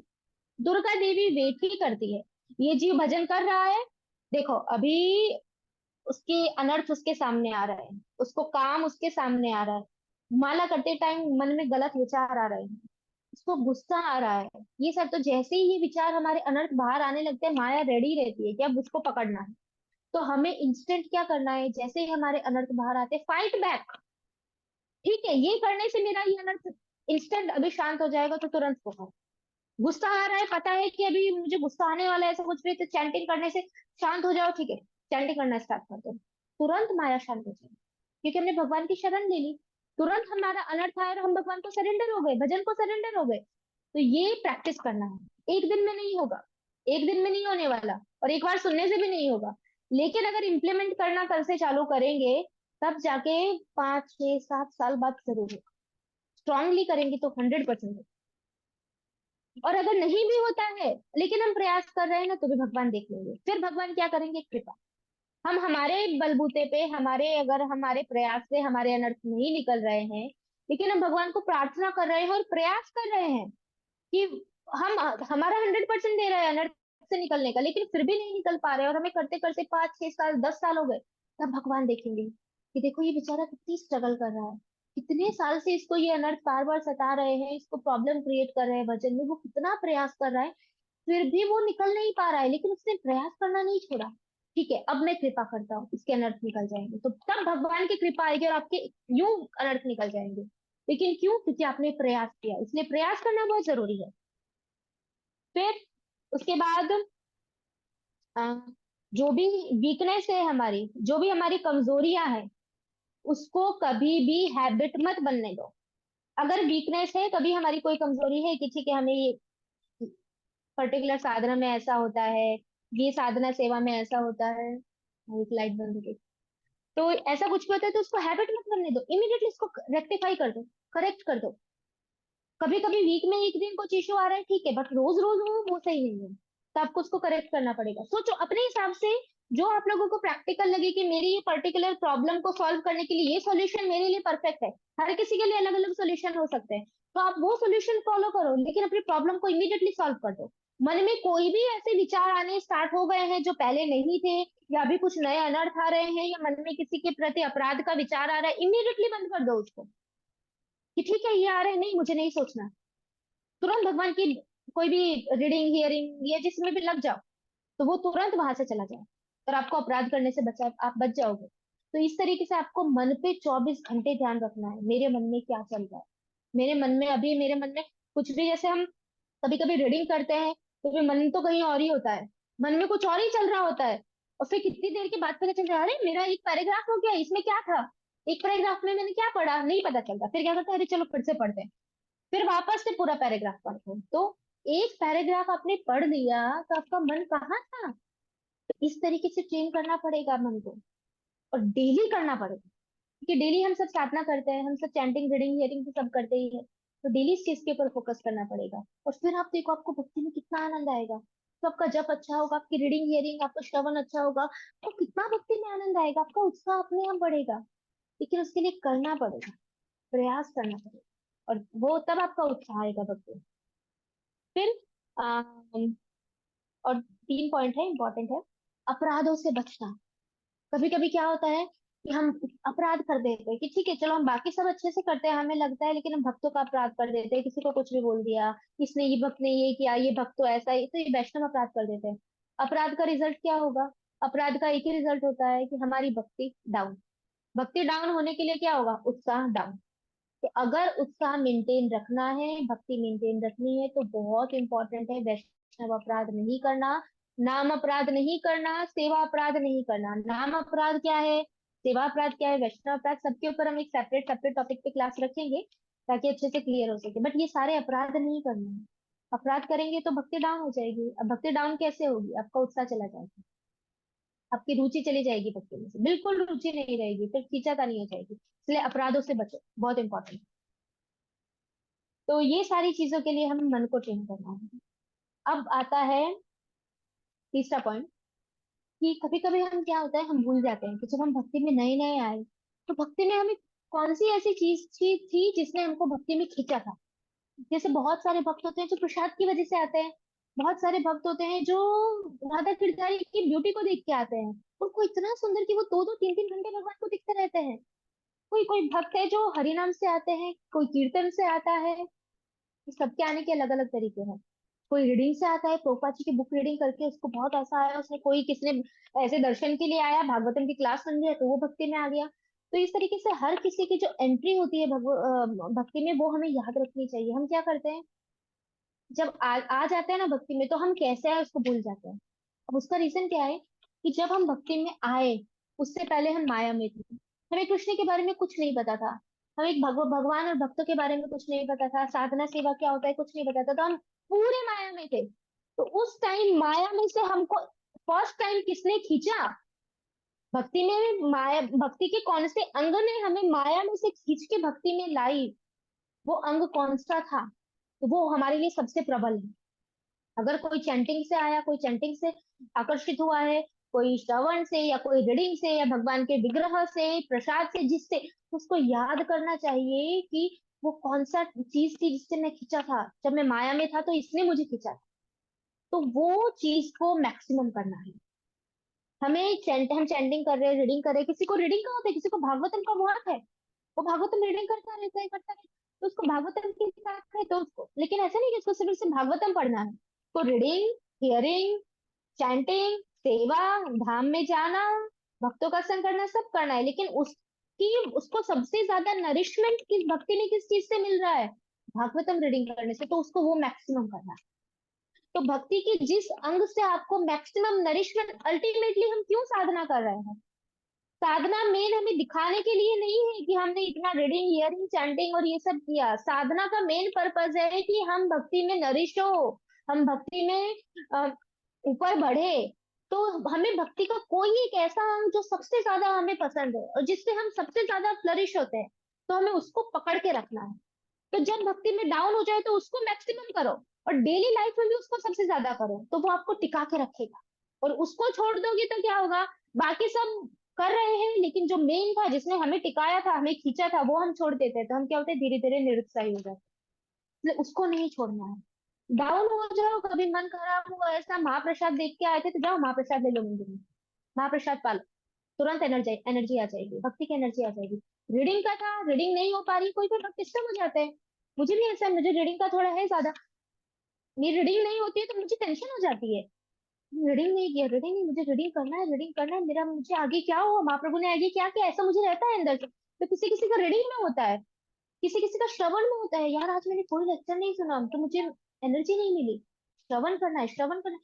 तो जो आपको भक्ति का खींचता है, किसी को धाम का बहुत होता है तो जाओ धाम में जाओ, एक हफ्ता रहो, स्ट्रॉन्ग भजन करो, फिर यहाँ पे आओ, तो उस अंग को पकड़ के रखो और उसको मैक्सिमम करो, तो देखो आपका उत्साह कभी डाउन नहीं होगा, और कभी लग रहा है डाउन है तो उसको स्टार्ट कर दो करना, तो उत्साह वापस से ऊपर आ जाएगा। तो ये बहुत इंपॉर्टेंट पॉइंट था।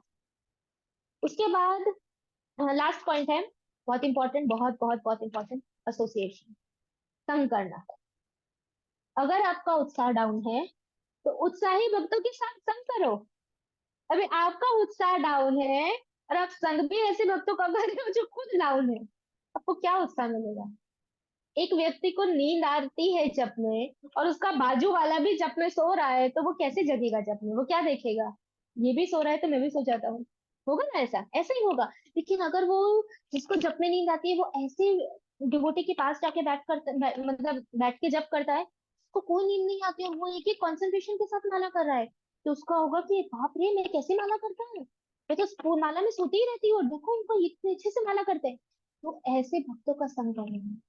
हमारी जहां भी वीकनेस है, हम भक्ति के जिस अंग में वीक है, तो हमें उन भक्तों का संग करना है जो भक्ति के उस अंग में बहुत स्ट्रांग हो। रीडिंग में वीक है तो उन भक्तों का संग करो जो रीडिंग में बहुत स्ट्रांग है। श्रवण में वीक है तो हाई जो बहुत अच्छे से श्रवण करते हैं उनका संग करो। जप में वीक है तो जप वालों का संग करो। जिसको हमें धाम के प्रति कोई भाव नहीं है, बहुत सारे भक्तों का धाम के प्रति कोई भाव नहीं होता, कि धाम ठीक है, पता है महिमा, पता है वृंदावन की मायापुर की महिमा पता है, क्योंकि धाम के प्रति बहुत नहीं होता, तो उनका संग करो जिनको धाम के प्रति, जिनका प्राण धाम है, तो आपको धाम के प्रति आएगा। भागवतम के प्रति कुछ नहीं है तो उनका संग करो जिनको भागवतम के प्रति, जिनका भागवतम प्राण है, तो आपका उत्साह बढ़ जाएगा। इसलिए संग बहुत इंपॉर्टेंट है। उत्साह नहीं है तो उत्साही भक्तों का संग करो, तो आपको उनको देख के उत्साह आ जाएगा। जैसे एक एग्जाम्पल लेते हैं, सच्चिदानंद प्रभु जी ने ये अपने उनके एक लेक्चर में एग्जाम्पल दिया था, कि जैसे हम गोवर्धन परिक्रमा के लिए जाते हैं, तो कभी कभी हमारा शरीर वीक होता है, हम पहले से सोच के रखते हैं, मैं तो चल के नहीं कर सकती ऐसे, ठीक है चल के कर लूंगी कोई बात नहीं, पर करूंगी तो रात को ही करूंगी, उस टाइम बहुत धूप नहीं होगी, तो मैं चल सकती हूँ, लेकिन मैं चप्पल पहन के ही करूंगी, क्योंकि मेरे पाँव में छाले पड़ जाते हैं, और मेरे पाँव में, मैं अपना बता रही हूँ ठीक है, ये मेरा पर्सनल एक्सपीरियंस है कि मेरे पाँव में प्रॉब्लम है, मैं ऐसे, मेरे पाँव में आधे घंटे में छाले पड़ जाते हैं। तो मन में ऐसे विचार आते हैं परिक्रमा से पहले कि देखो मैं पहन के करूंगी, चाहे कोई भी चप्पल पहनो, या वो परिक्रमा वाली चप्पल होती है वो पहन के करो, या कुछ भी पहन के, बट पहन के करेंगे। लेकिन जब हम ऐसा देखते हैं कि 70 80 90 साल के बूढ़ी माता, बूढ़े प्रभु जी दंडवती परिक्रमा कर रहे हैं, गिरिराज जी की। दंडवती परिक्रमा क्या होता है, गिरिराज जी इतने तो है नहीं कि हमारे घर जितने हैं कि 4 बार 5 बार दंडवत किया और गिरिराज जी की परिक्रमा पूरी हो गई, ऐसे पूरी नहीं होती। दिन दिन लग जाते हैं, कितने दिन लगते हैं, इतने सारे लोग महीनों महीनों तक परिक्रमा करते हैं, एक महीने में दंडवती होती है उनकी। तो ऐसे इतने एज वाले भगवान भरोसे रह के प्रसादम का कोई ठिकाना नहीं है, प्रसादम मिलेगा नहीं मिलेगा कोई गारंटी नहीं है, गिरिराज जी की शरण में दंडवती परिक्रमा करते हैं कांस्टेंट। तो ऐसे ही जब हम देखते हैं कि इतनी एज में ये लोग दंडवती परिक्रमा कर रहे हैं, तब हमें रियलाइज होता है बाप रे, हम सोच रहे थे कि हम चप्पल पहन के करेंगे, नहीं नहीं, चप्पल तो नहीं पहननी है, कोई बात नहीं, ये कर रहे हैं तो हम भी कर सकते हैं। उत्साह है ना। तो जब हम ऐसे उत्साही भक्तों को देखेंगे तो हमारे अंदर ऑटोमेटिकली उत्साह आएगा। इसीलिए संग बहुत जरूरी है। तो हम जिन भक्तों का जिस चीज में हमारा उत्साह नहीं है उन भक्तों का संग करो। फिर कभी कभी हम देखते हैं कि माला नहीं होती है ऐसा, तो बहुत सारे भक्त हैं जो 128 माला करते हैं डेली। एक पुणे में डिवोटी है, वो डेली 128 राउंड, एजेड, हमारे जैसे यंग भी नहीं है, मिडिल एज भी नहीं है, ही इज एजेड। और उस एज में वो डेली 128 माला करते हैं। तो उनको देख के उत्साह जाता है सामने वाले भक्त को, कि उनको ठीक है। कोई सोचते हैं कि मुझे तो 16 माला में स्ट्रगल होती है और ये प्रभु जी रोज 128 माला करते हैं, तो मैं 16 माला भी नहीं कर सकता। तो उनके बाजू में बैठ के हम 16 माला करेंगे ना, तो हमें उत्साह आ जाएगा। क्यों? जब हम बिल्कुल चलेगा जब मतलब। हम और कोई कौन अनम्यूट है? कोई अनम्यूट है?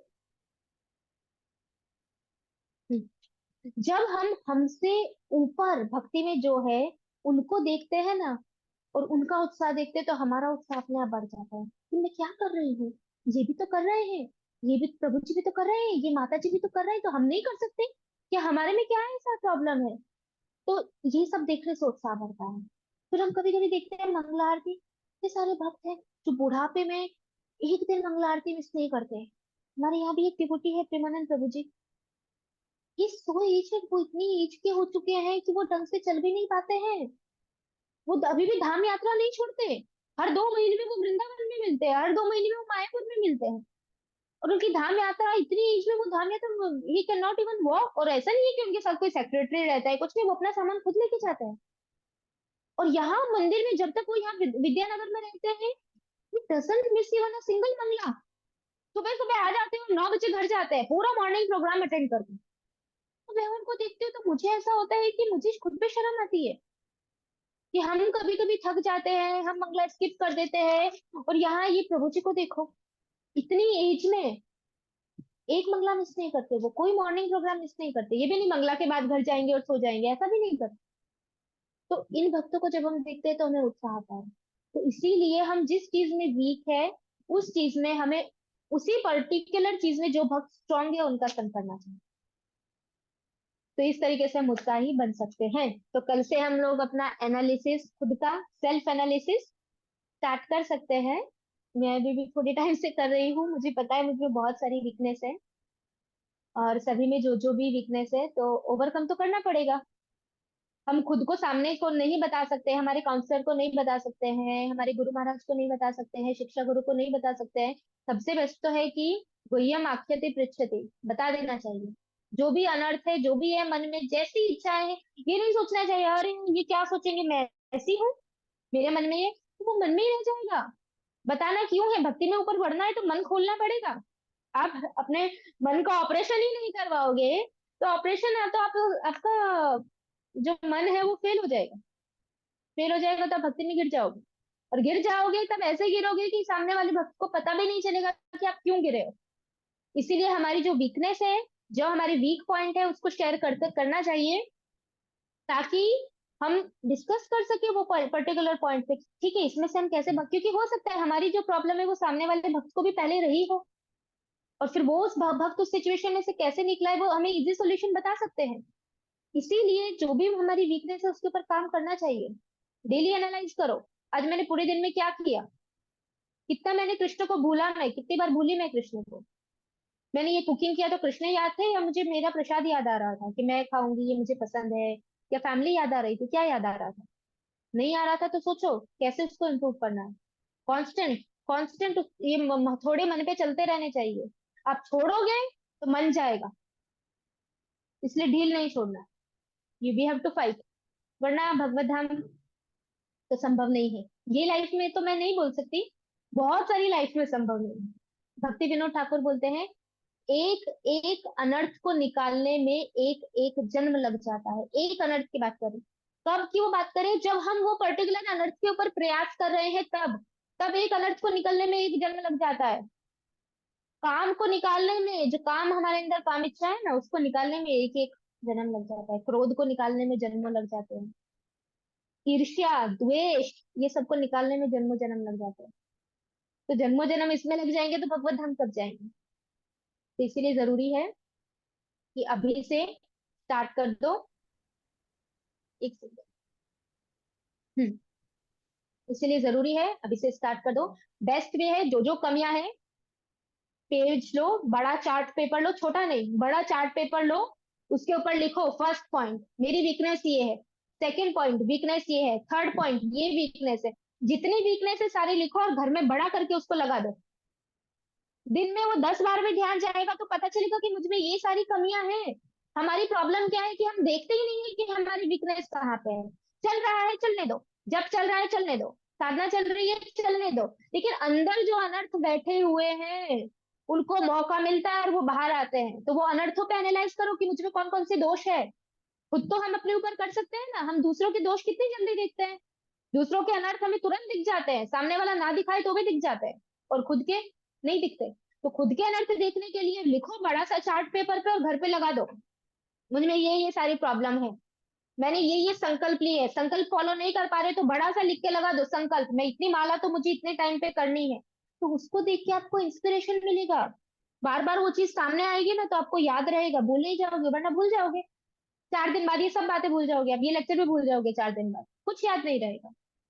तो घर में लगा रहेगा तो वो चीज आंखों के सामने रहेगी तो आप बार बार उसको देखोगे, और तब उस पर काम कर सकते हैं। तो एक प्रैक्टिकल सॉल्यूशन है कि हम कैसे इंप्रूव कर सकते हैं खुद को। ठीक है, तो यहाँ पे एंड करते हैं। अभी मैं नेक्स्ट क्लास, मेरा ऐसा है कि जो अनर्थ है, सॉरी, 10 नाम अपराध है, चैंटिंग पे थोड़ा करना है, क्योंकि सभी के लिए सबसे फर्स्ट प्रायोरिटी जप है। तो 10 नाम अपराध जो होते हैं उसके ऊपर क्लास लेंगे। ऐसा होगा तो 5 नाम अपराध और दूसरे 5 नाम अपराध, ऐसे करके 2 क्लास में हम 10 नाम अपराध कवर करेंगे, ताकि अच्छे से चैंटिंग हम लोग कर सके, इंक्लूडिंग मी, मैं भी अच्छे से कर सकूँ। बस ये क्लास से मैं सबसे पहले खुद को प्रीच कर रही हूँ। ये बोलने से सबसे फर्स्ट प्रीचिंग मेरी खुद की हो रही है, बाकी सबकी तो हो रही है नहीं, आई डोंट नो। बट मैं खुद को प्रीच कर रही हूँ, क्योंकि इसमें सारे मैक्सिमम बहुत सारी क्वालिटीज है जो मुझमें है। तो मुझे पता है कि अब मुझे कैसे इनको इम्प्रूव करना चाहिए। ठीक है, तो यहाँ पे एंड करते हैं।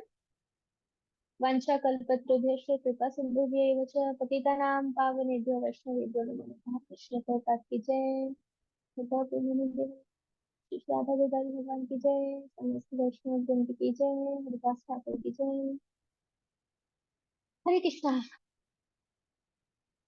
नागा जी रिकॉर्डिंग स्टॉप कर सकते हैं।